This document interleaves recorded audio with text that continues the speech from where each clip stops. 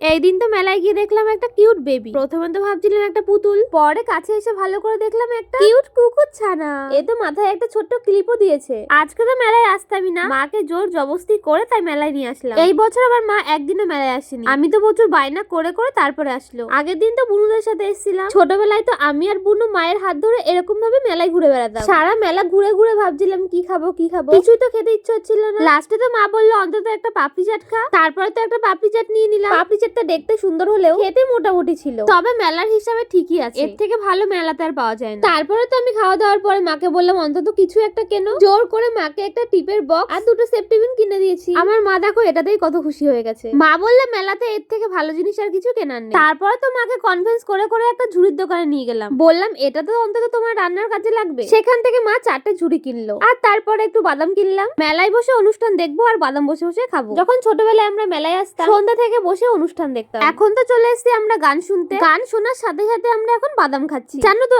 আগে কিন্তু এরকম চেয়ার ছিল না বসার জন্য, নিচে চট পাতানো থাকতো, সেখানে সবাই বসে অনুষ্ঠান দেখতো। আজকে তো মেলায় ভালোই ভিড় ছিল। মেলায় বসে অনুষ্ঠান দেখার সাথে সাথে বাদাম খাওয়া মজাটাই আলাদা। আর অবশ্যই খোলা শুদ্ধ কিন্তু বাদাম দরকার, আর সাথে ঠান্ডা ঠান্ডা ওয়েদার। তো আজকে ছিল এই আমার মেলার ভিডিও। তোমাদের সবাইকে টাটা, বাই বাই।